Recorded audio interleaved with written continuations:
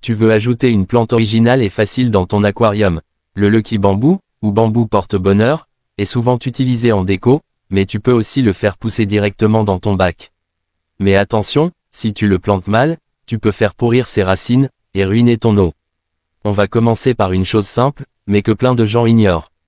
Le Lucky Bamboo, c'est pas une plante aquatique. C'est une plante semi-aquatique, plus précisément une Dracæna sanderiana. Ça veut dire qu'il ne vit pas entièrement sous l'eau. Il supporte que les racines et les tiges soient immergées, mais surtout pas les feuilles.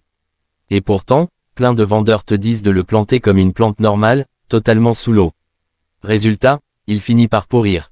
Et un bambou qui pourrit, ça libère de l'ammoniac, les bactéries s'emballent, et ton bac se transforme en bouillon toxique pour tes poissons. Donc règle numéro 1, ne jamais submerger les feuilles. Il faut que la partie haute de la tige dépasse de l'eau.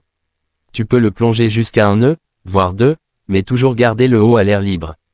Le mieux, c'est de l'installer dans un bac ouvert, ou de le faire passer à travers une ouverture du couvercle. Tu peux le bloquer avec de la mousse, du liège, un petit support DIY, ou même le glisser dans la décante si tu en as une.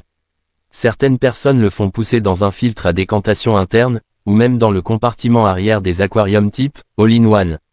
Ce qu'il faut, c'est que la plante soit bien stable, sans mouvement, et que ses feuilles puissent respirer.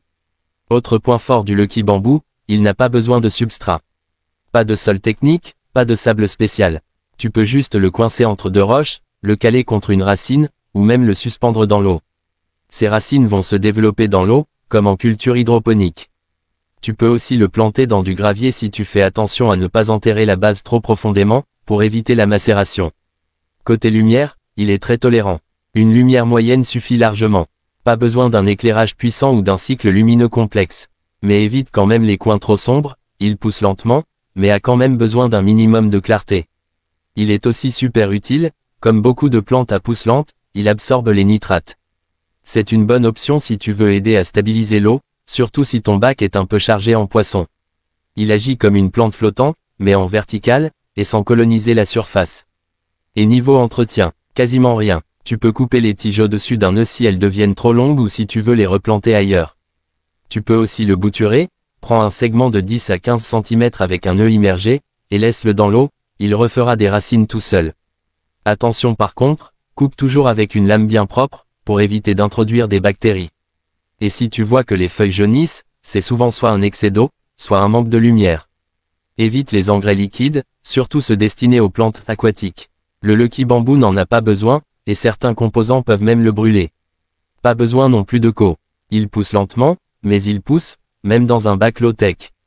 Tu peux l'utiliser pour camoufler un filtre, border un côté de l'aquarium, ou créer un mur végétal à l'arrière. Certains le combinent avec de la mousse de java ou de la salvinia pour un effet encore plus naturel. Côté cohabitation, aucun souci, il ne gêne aucun poisson. Même avec les bêtas, les guppies, les crevettes, les corydoras ou les petits tétras, il reste neutre. Et si tu le fixes bien, il ne risque pas de tomber ni d'être déraciné par un poisson trop curieux. Enfin, c'est une plante très résistante, idéale pour les débutants. Elle tolère les erreurs, les oublis, les écarts de température, et elle reste esthétique pendant des années. Une fois bien installée, tu n'as plus besoin d'y toucher. Juste à l'admirer. Alors, prêt à essayer le Lucky Bamboo dans ton aquarium. Tu verras, c'est simple, utile, et super joli. N'hésite pas à t'abonner pour plus de vidéos sur l'aquariophilie.